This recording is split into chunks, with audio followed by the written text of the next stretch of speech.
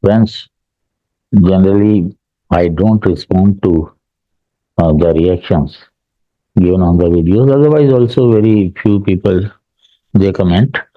But the video on patriarchy I had specifically made it for social issues. And obviously, when you talk about social issues in India, you have to talk about what is there in different religions. So, but whenever I talk about Islam, firstly, few viewers are Muslims, but still they just react. They don't respond.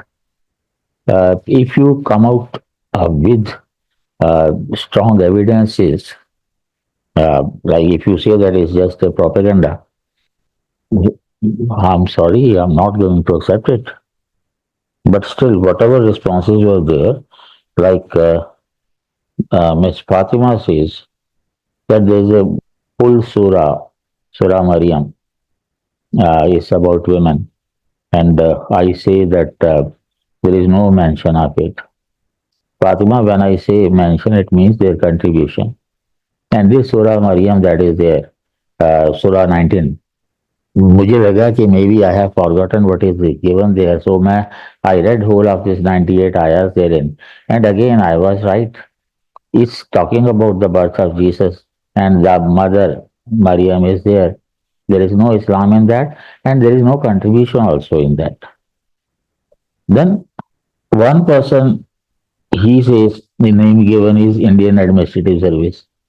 Now, I don't know what is Administrative Service doing here. Generally, I don't respond to pseudonyms, but still, it says stay on facts, not propaganda.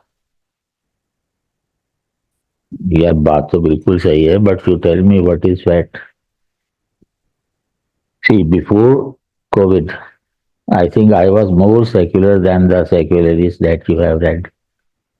But in during COVID, I had the opportunity to read Quran, Bible, Manusamriti, and a lot of other things. All these people who claim to be secular, वो कभी अपनी किसी बात का कोई reference देते हैं क्या? All these people who say Akbar the great और मुगल्स के बारे में इतनी इतनी चीजें इरफान हबीब ने लिखी हैं, क्या इरफान हबीब ने कभी रेफरेंस दिया है उस टाइम की हिस्टोरियंस का? There is a series of 8 books by Eliot and Dawson, translated from the historians of that period. Ibn Battuta is there, Farisha is there, Manhas is there, and number of them.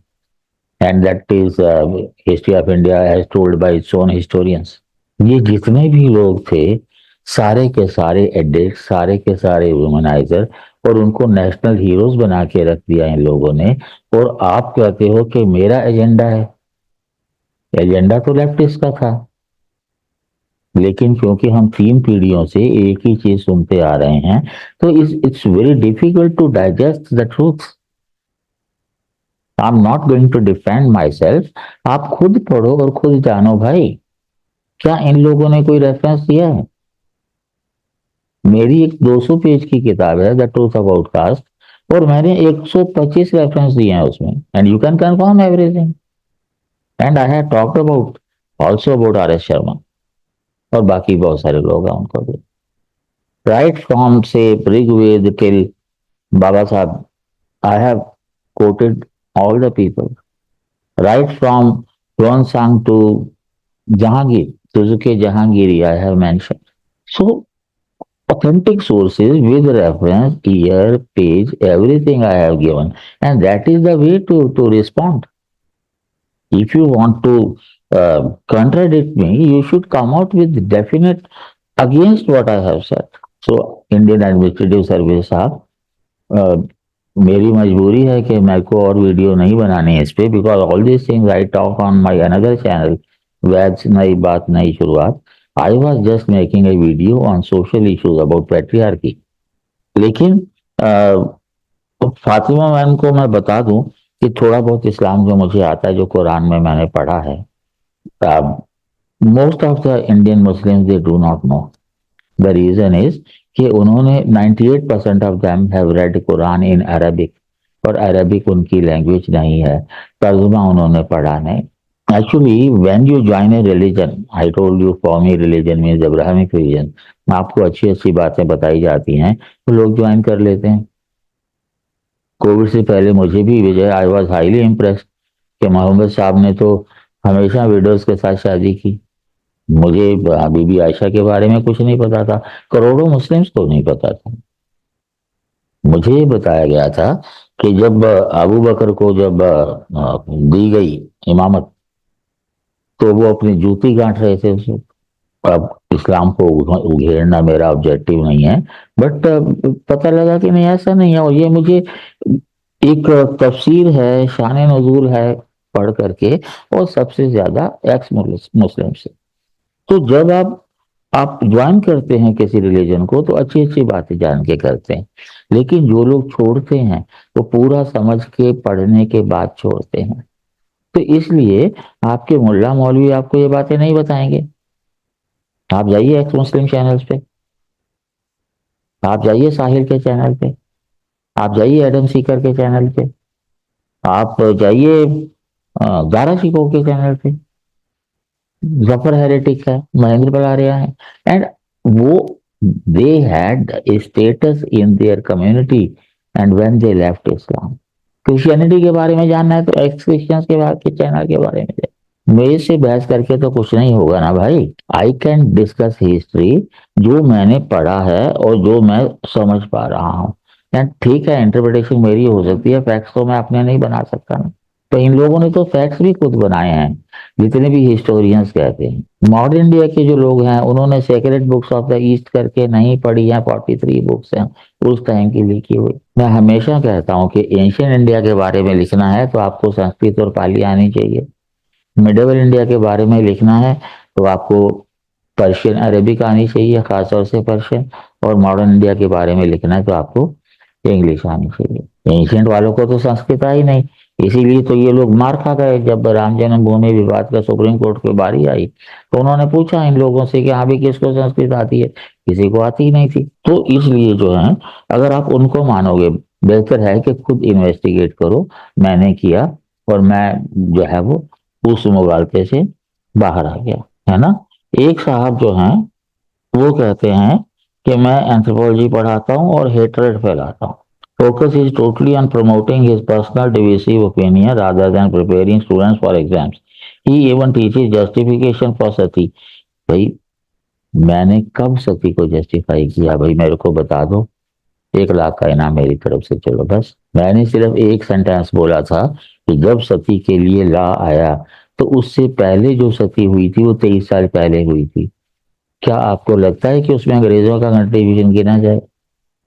जिसमें promotion of सती कहाँ से आ गई? तो मैं अगर आपको बताऊं कि ये कहते हैं ईसाई धर्म, ये कहते हैं मुस्लिम धर्म, ये कहते हैं हिंदू धर्म, धर्म तो भाई एक ही होता है। और उसकी जो कैरेक्टरिस्टिक है, आप गूगल में डालिए तो कैरेक्टरिस्टिक आपके सामने आ जाती हैं। अब ये देखिए कि ये आम गूगल में सीधी सी बात है, the 10 characteristics of dharma: patience, forgiveness, piety, honesty, है, sanctity, control of senses, reason, knowledge of learning, truthfulness, absence of anger. यहाँ कहाँ सुपर की बात है? This is dharma and this applies to all the humans. धर्म जो चाहिए, the dharma of human beings is humanity. क्या कहते हैं वेद? मनुर्भव, ह्यूमन बनो, इंसान बनो। बांटते नहीं है, रिलीजन बांटते हैं वी एंड दे के बीच में। और जो लोग जो हैं, जैसे मैं सिर्फ एक बेस अगर बताऊंगा दूसरी वाली जो कुरान के बारे में, 114 सूरा है और उनमें से 86 जो है वो मक्का में लिखी गई थी, मक्की कहते हैं, और बाकी जो है 28 जो है वो मदीना की हैं। तो उस हिसाब से आप देखिए, मुझे ये बताइए कि पहली सूरा कौन सी है? अल पढ़ोगी जिसको कहते हैं आप, और सूरा नंबर 96 है। हम्म ये जो है ये मक्का में कही गई थी।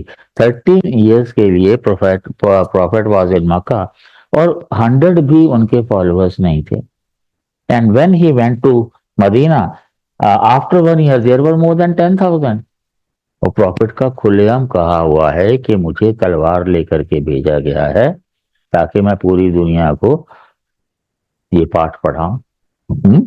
तो ये सारी चीजें जितनी भी हैं, ये आप अगर आप देखें तो अप टू 86, ये जो है ये 85 86 ये मक्का की आयतें हैं, 13 साल में लिखी गई थी। उसके बाद जो 10 साल में लिखी गई वो मदीना की हैं। और रूल क्या है कि अगर कोई चीज पहले कही गई है और बाद में उसके उलट चीज गई है तो पहली वाली चीज कैंसिल हो जाती है, एब्रोगेट हो जाती है। तो ऑब्वियसली जो सबसे आखिर की होगी वही फाइनल गिनी जाएगी। तो कुल मिलाकर के जो आखिरी है 114वीं, उसमें तो सिर्फ 3 ही आयते हैं। तो सबसे 113 को ही फाइनल मानेंगे हम। ये सूरह तौबा जिसको सूरह 9 आ गया। पहले तो ये बताइए कि ये सीक्वेंस क्यों गड़बड़ है। जैसे अल्लाह मियां ने रिवील किया वैसे क्यों नहीं बनाया गया। आप किसी भी मौलवी से पूछिए तो कोई जवाब नहीं होता उनके पास, क्यों नहीं होता। तो सूरह तौबा में जो कुछ कहा गया है दैट इज फाइनल, तो उसको पढ़ लो, पता लग जाता है। मैं कुछ स्पेसिफिक आयतें भी बता सकता हूँ। सूरह 9 की आयत 5, 23, 28, 29, 123। थोड़ा सा इस्लाम तो पता है मेरे को भाई। इस्लामिक पैट्रियार्की के बारे में अगर जानना है तो मेरा ख्याल है कि ये किताब जो है एक एसेंशियल रीडिंग हो सकती है। बहिश्ती जेवर, थानवी सर की किताब है ये, अशरफ अली थानवी। बताते हैं कि विमेन के जो हैं क्या ऑब्लिगेशंस हैं। इसको पढ़ के पता लग जाएगा कि मैन के राइट क्या हैं। ये बुक जो है it was one of the recommended text in Aligarh Muslim university till a couple of years ago. अब जो है उसको हटा दिया गया है वहां से। और क्यों हटाया गया है उसकी वजह भी नहीं दी गई। मैं गारंटी से कह सकता हूं कि कोई भी हकीकी जो नॉलेज की जो सीकर है महिला, इसको अगर ढंग से पढ़ती है तो उसका जो रिएक्शन होगा कोई बहुत अच्छा नहीं होगा। मौलवियों से पूछ सकते हैं आप लोग। तो भड़कने से कुछ नहीं होता। अगर आप मुझे कहते हैं कि मैं गलत हूं तो मैं भड़कूंगा नहीं। मैं कहूंगा कि भैया आपका ये कहने का सोर्स क्या है, आप सोर्स बताइए मुझे। तो यही बात आप पे भी लागू होती है। और मैं तो बिना सोच के बात ही नहीं करता। तो पैट्रियार्की का मुद्दा जैसा है, आप सोचते हैं कि अगर आप डिफरेंट रिलीजन्स में उसकी बात नहीं करेंगे तो आपको नंबर मिल जाएंगे। एक चीज सोचिए, डीएस में अगर आपको 100 नंबर आ जाते हैं तो आप सोचते हैं कि भाई आपने बहुत अच्छा किया। तो यही बात है, अगर 100 नंबर आपके ऐसे में है तो आप कहेंगे अच्छा किया? नहीं। तो 135 होंगे तो आप कहेंगे अच्छा किया। फिर अगर आपके ऑप्शन में 135 होंगे तो आप कहेंगे अच्छा किया? नहीं। 140 45 होंगे तो आप ये कहना चाह रहे हैं कि यूपीएससी पार्शियल होती है इन फेवर ऑफ ऑप्शनल? ऐसा तो कभी भी नहीं हो सकता। आपको हर बात के मामले में एनालिसिस देना है, और analysis with evidence, with facts, with logic. 2001-2 तक जनरल स्टडीज में toppers use to score up to 450 out of 600, और अब जो है 1000 में भी नहीं आते। रीजन क्या है उसका? कि ये लोग जो आपको इकोनॉमी और पॉलिटी पढ़ाते हैं ये कहते हैं कि सरकार को क्रिटिसाइज मत करो, मत करो। पर जब भी आप एनालिसिस करोगे, एनालाइज तो करना ही है, एनालिसिस में क्रिटिसिज्म तो आएगा ही। क्रिटिसिज्म भी होना चाहिए, उसका वे फॉरवर्ड भी होना चाहिए, तभी कंप्लीट आंसर बनता है जाके। तो खाली एजेंडा एजेंडा जो है, आप सॉलिड क्रिटिसाइज करिए मेरे को, ऑलवेज वेलकम। मैं जवाब दूंगा उसका। ठीक है। God bless you.